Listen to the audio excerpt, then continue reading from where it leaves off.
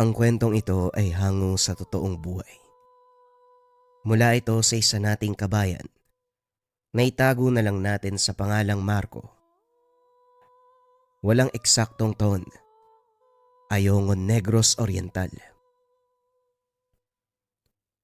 Nang mga panong ito, kasalukuyang nasa poder ng kanyang lolo Sendong itong si Marco. Dahil sa katigasan ng ulo, palaging nasasaktan ng ama. Kaya pinili naman Sendong na kunin ito. Ngunit nang mapunta sa pangalaga ng matanda, unti-unting naging maayos ang ugali ni Marco.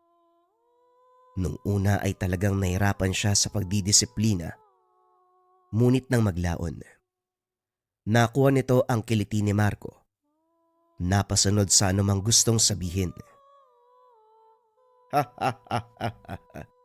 Hindi naman pala ganong katigas ang ulo mo, kagaya ng sinabi ni Emil. Wika ni Mang Sendong. Masyado lang maigpit si tatay sa akin kasi hindi niya ako nauunawaan. Tugon ni Marco. Yun mismo ang nakikita kong dahilan. Pero tignan mo ang sarili mo ngayon na po. Malayong malayo ka na sa Marco na dinala ko dito. 6 na taon ang nakakaraan. Nagbabago din naman po ang mga tao. Kagaya ko. Hindi naman ako mananatiling bata eh. Habang dumadaan ang panahon, natututo ako sa mga pagkakamali at karanasang dadaanan ko. Mabuti kung ganon. Nga pala, darating ang tiyo banong mo, galing sa kabilang probinsya. Alam ko itong unang pagkakataon na magkikita kayo. Medyo stricto ang taong yon kaya mag-iingat ka sa mga kilos mo, lalong-lalo na sa pagharap sa kanya. Huwag kang mag-alala, Lolo. Hindi naman ako mananatili dito sa bahay. Pag-uusap ng dalawa. Madalas nasa labas ng tahanan ng binata. Palagi itong nananatili sa kabisera para makipaglaro sa mga kaedad. Matapos ang pangangaral ng matanda, kagad nang lumabas ng tahanan si Marco. Lingid sa kalaman nito na yung araw na yun mismo ang pagdating ng kanyang tiyuhin. Habang nakikipaglaro sa mga bata, nagkaroon ng hindi pagkakaunawaan. Pinagtulungan ng mga kalaro si Marco. Hindi pa nakontento ang mga ito. Nagtawag pa ng mga nakakatanda. Walang magawa si Marco kung hindi tumakbo pa uwi. At habang papatakas ito sa mga gustong gumulpe sa kanya, hindi nito namalayan ang isang lalaki naglalakad. Nabangga ito ng binata dahil sa tigas ng pangangatawa ng lalaki. Natumba si Marco. Aray naman. Pasensya na po, Manong ha. Hindi ko po sinasadyang mabangga kayo. Wika ni Marco. Para may tinatakas ang kayata. Bakit? Ano ba ang atraso mo sa mga taong yan? Wala akong atraso sa kanila. Silang may mali eh. Hindi sila patas makipaglaro. Hindi patas. Bakit? Kailan ba naging patas ang mundong ito? Tumayo ka sa likuran ko. Ako nang bahala sa kanila. Tumayo si Marco sa likuran nito. Inantay ang mga kalalakiyang parating.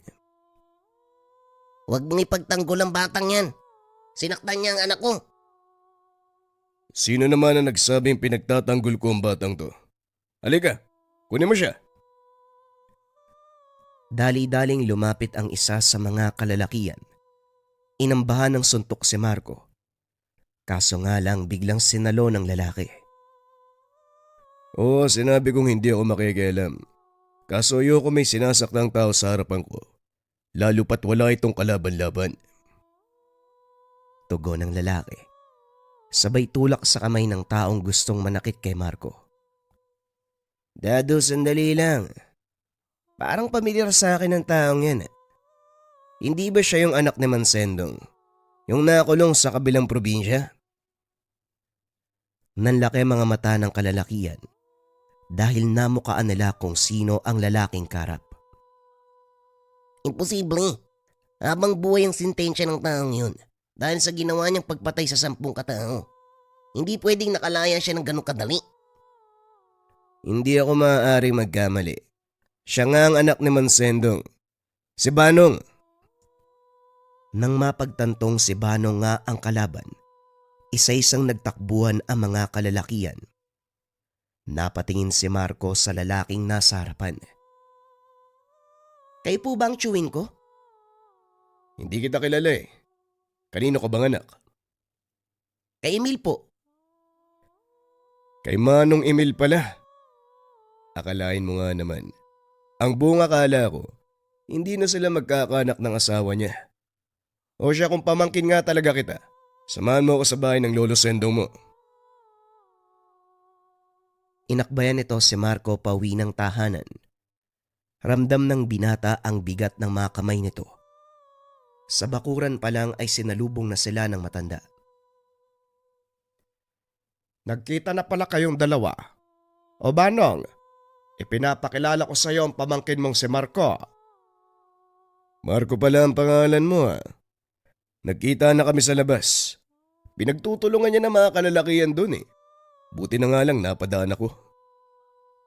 Hindi na bago sa akin ang baletang yan. Ano naman ang dahilan mo sa pagkakataong ito? Sila naman po kasi naunang mandaya eh. Nang mapansin ko, ayun. Nagalit yung mga kalaro ko. Pinagtulungan ako eh. Tinawag pa nga yung tatay nila. Alam mo naman na pinagkakaisahan ka ng mga tao dyan sa labas. Bakit kasi nakikipaglaro ka pa rin sa kanila? Tay, bakit yun naman hinahayaan mangyari yan sa kanya? Sa palagay mo ba, may kakayahan pa ako makipag-away sa mga taga-baryo? Matanda na ako, Banong. Hindi na kagaya ng dati ang lakas ko. Halika na, pumasok ka na muna na makapagpahinga. Pumasok ng tahanan si Banong. Doon ipinagpatuloy ang pag-uusap.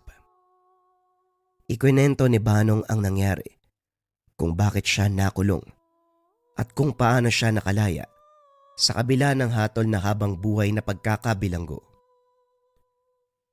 Ayon sa binata, totoo ang paratang na pumatay siya ng 10 katao, natulan ng habang buhay na pagkakabilanggo.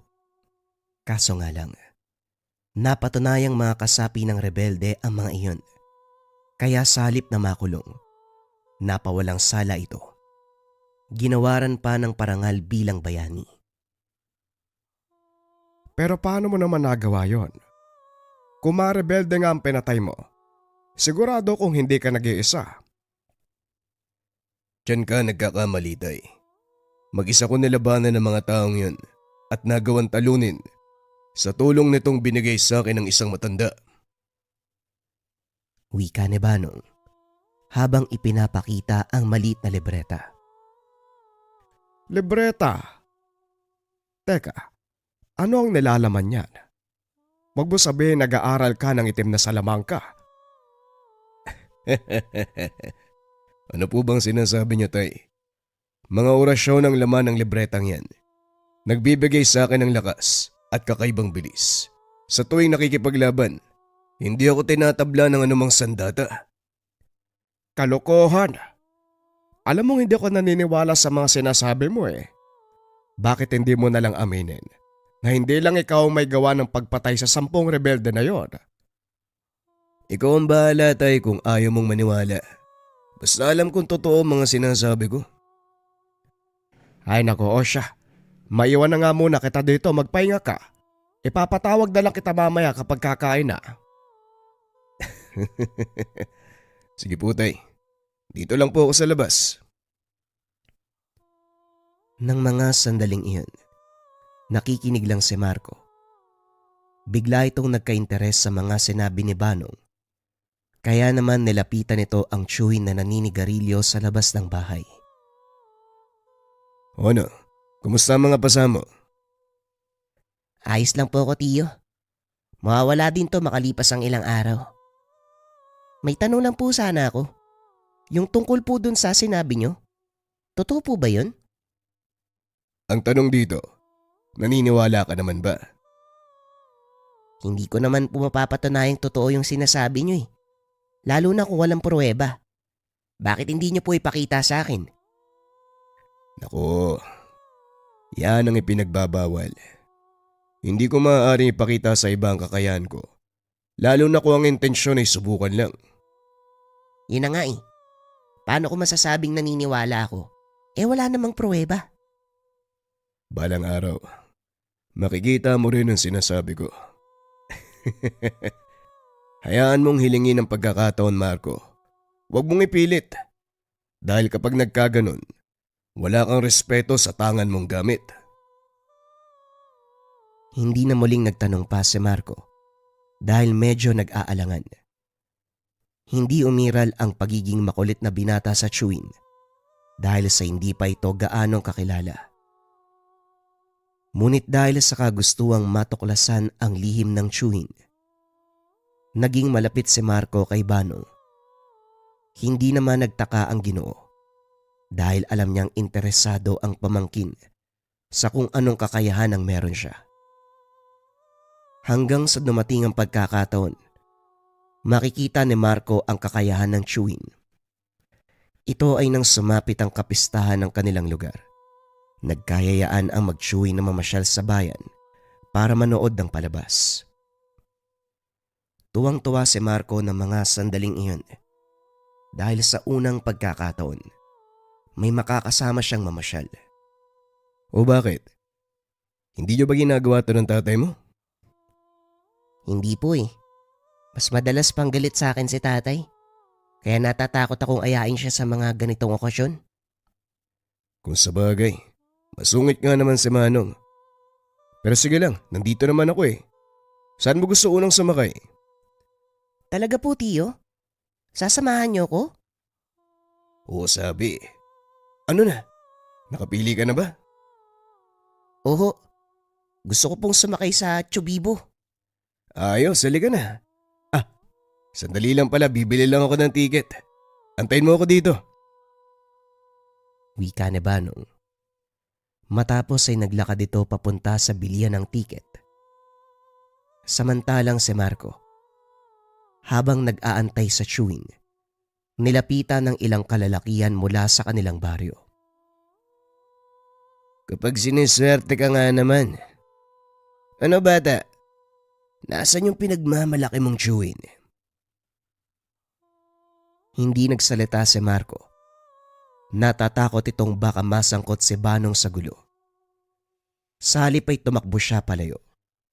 Sakto namang pabalik na si Banong, kaya dali-dali nitong sinundan ng binata. Nakita ng Ginoo, hinahabol ng 4 na kalalakihan ng pamangkin at ang isa sa mga ito ay may dalang patalim. Dito na nagsimula mag-alala si Banong. Alam nitong mapapahamak ang pamangkin kung sakaling maabutan ng mga humahabol na kalalakihan. Sa hindi inaasahang pagkakataon, nasukol ng mga ito si Marco.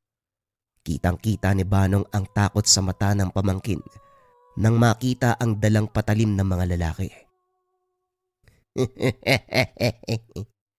Sa palagay mo, papalampasin ko lang ng basta-basta ang ginawa mo sa anak ko.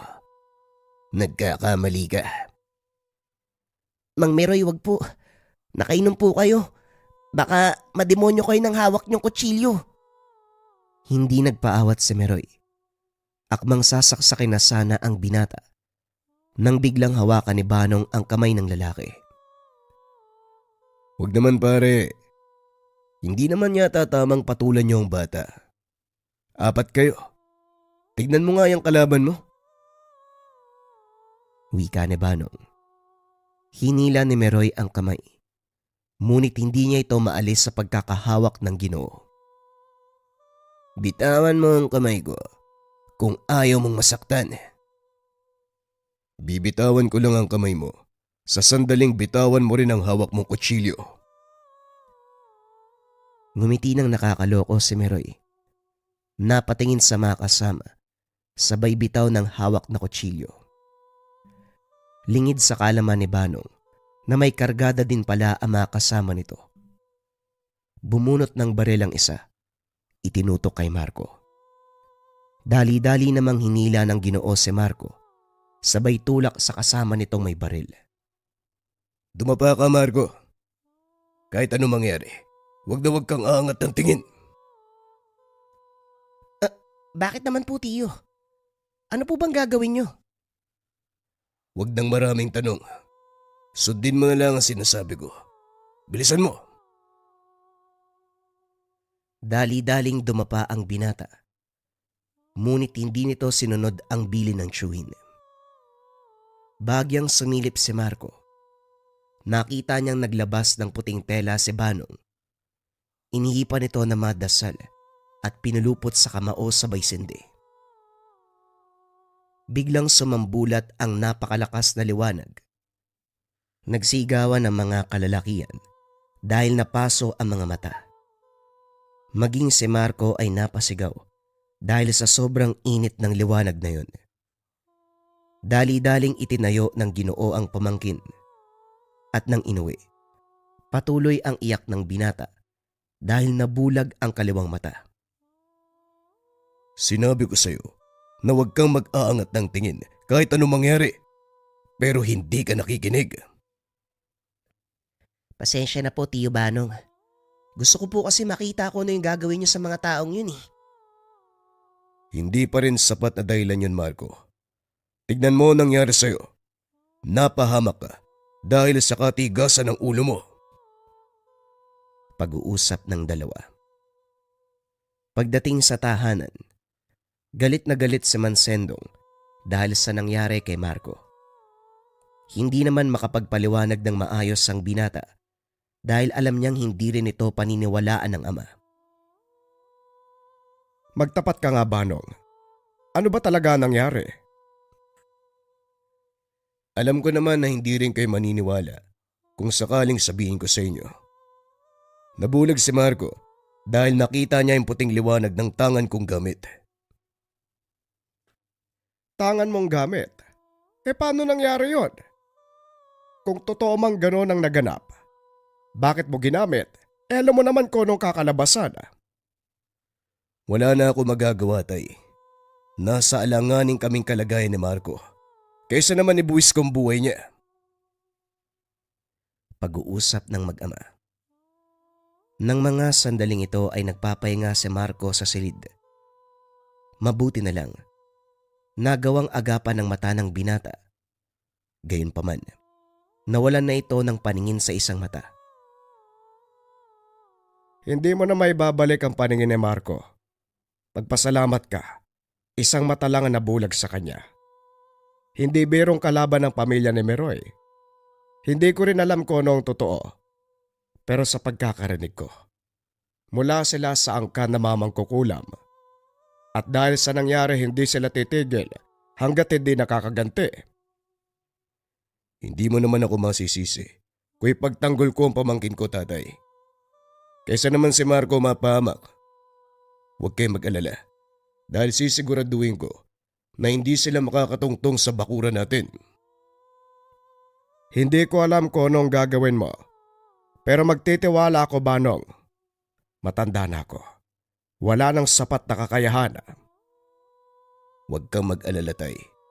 Ako na po ang bahala. Kinagabihan. Nag-antay si Banong kung may darating mula sa pangkat nila Meroy. Ngunit inabot na lang ng pagsikat ng araw. Walang sumipot.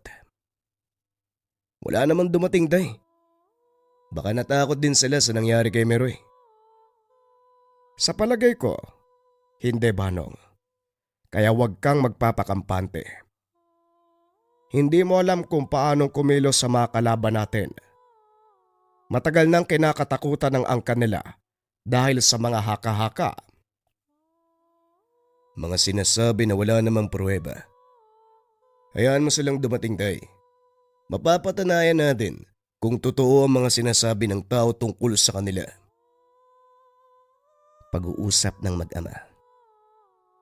Lumipas ang ilang araw. Wala pa ring pagpaparamdam mula sa mga inaantay.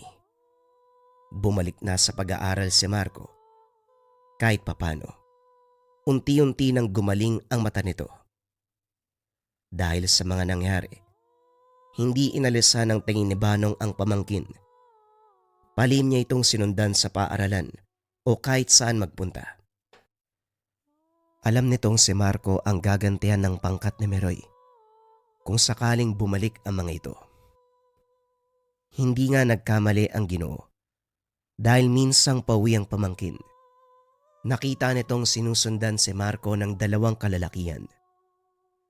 Nang makarating sa lugar na walang gaanong tao, walang pagdadalawang isip na sinunggaban ng isa sa kanila ang binata.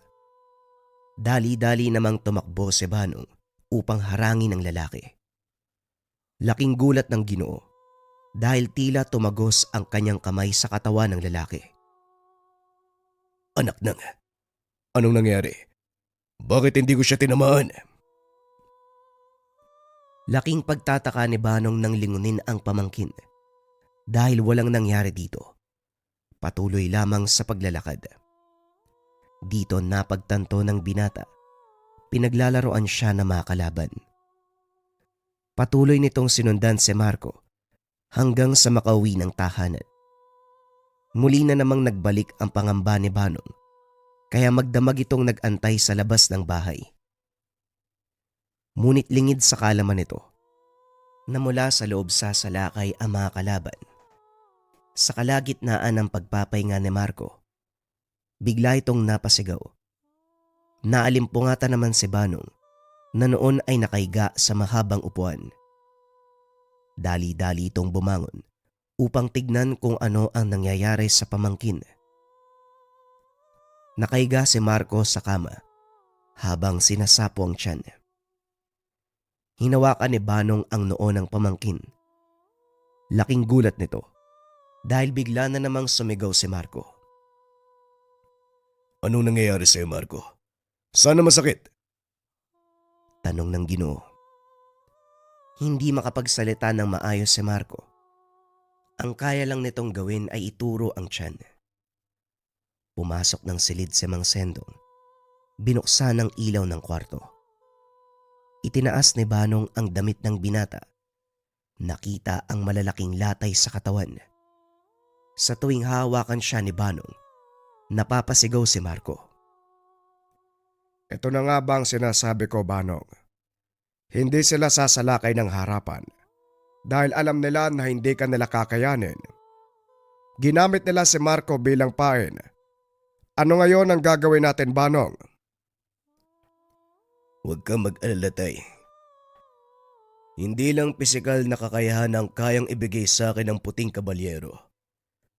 Kaya din itong makipaglaban ng kumbate espiritual. Nag-usal na mga dasalang binata, inihip sa kanyang palad, sabay haplos sa katawan. Matapos ay kinuha nito ang libretang nasa bulsa. Binuklat. Nag-usal na mga dasal pamako. Nang matapos ay nawalan ng malay si Marco. Anong nangyari sa pamangkin mo? Bakit bigla na lang siyang nawala ng malay? Normal lang yan, Tay. Dahil pansamantala kong pinagpapahinga ang spiritual na katawan ni Marco. Huwag kayo mag-alala dahil babalik din siya sa normal pagkatapos ang gagawin ko. Ano bang gagawin mo? Papasapiin ko ang kalaban sa kanyang katawan at doon ko paparusahan. Hindi naman kaya malagay sa peligro ang buhay ng pamangkin mo, Banong? Hindi naman, Tay. Magtiwala lang kayo. Dahil ilang beses ko nang ginawa ang bagay na yan. Hindi ko lang sinasabi sa inyo. Pero isa akong lihitimong manggagamot. Malaki ang tiwala ko sa iyo, Banong. Ikaw na ang bahala. Wika ng matanda. Naupo ito sa sulok. Hinayaan si Banong na gawin ang dapat gawin. Itinapat ng Ginoo ang kamay sa noo ni Marco. Muling nag-usal ng mga dasal. Matapos ay tinawag nito ang nilalang na nanggagambala sa binata. Alam kong naririnig mo ko. Kung talagang gusto mo makipagtuos, pumasok ka sa katawan ng binatang ito. Ilang ulit itong sinambit ng Ginoo.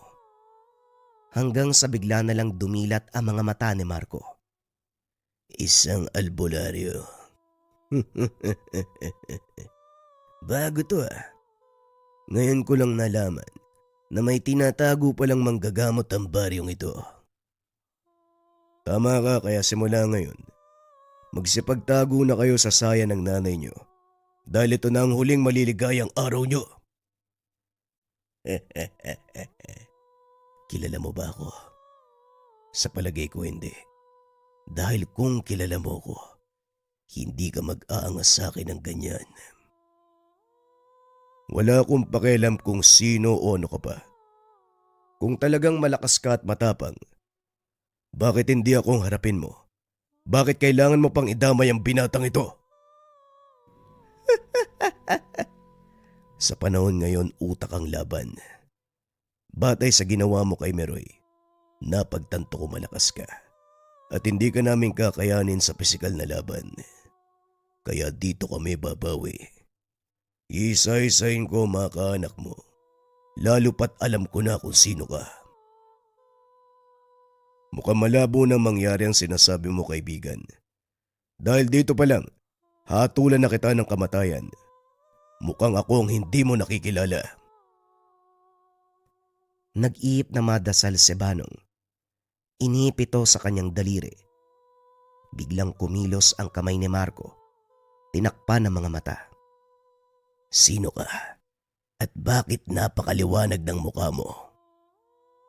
Kung ano man ang nakikita mo ngayon, espiritual kong anyo. Bibigyan kita ng pagkakataon. Tanggalin mo ang sumpa sa binatang ito. Dahil kung hindi, diyan ka masusunog sa katawan niya. Ano akala mo sa akin? Matatakot sa simpleng liwanag. Hindi ako kagaya ng pamangkin kong si Meroy.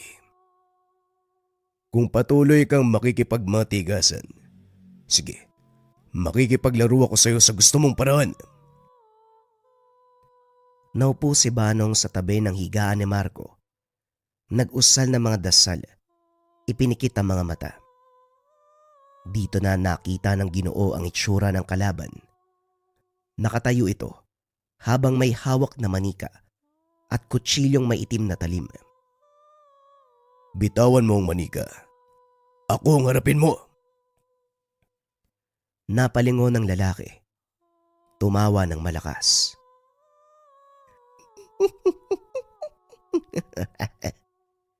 Sa wakas, dumating ka na din. Ang buong akala ko, kakausapin mo lang ako mula sa labas. Ako ang kalaban mo, hindi ang binatang nagmamay-ari ng katawan na ito. Nang mga sandaling iyon, kapwa na sa loob ng kamalayan ni Marco ang dalawa. Alam ni Banong na hindi siya maaaring magtagal sa lugar dahil labag ito sa prinsipyo ng espiritu. Iisang kaluluwa lang ang maaaring manahan sa isang katawan. Ngunit sa pagkakataong ito, tatlo sila na nasa loob ng katawan ni Marco. Ito ang gusto kong mangyari. Hindi mo ba alam na dalubhasa ako sa ganitong larangan? Dito ka na mamamatay, kasama ang binatang ipinagtatanggol mo.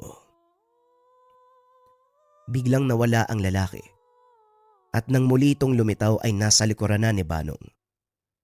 Akmang itatarak na ang hawak na patalim nang biglang nagliwanag ang katawan ni Banong. Sa lakas ng liwanag, nagawa nitong patalsikin ng kalaban. Napatakip ng mata ang lalaki dahil sa likuran ni Banong may isang puting kabayo na nagliliwanag. Habang naglalakad patras, hindi nito makita ang mukha ni Banong na noon ay naglalakad papunta sa kanya. Biglang naglaho ang liwanag. Muling umiral ang matinding kadiliman.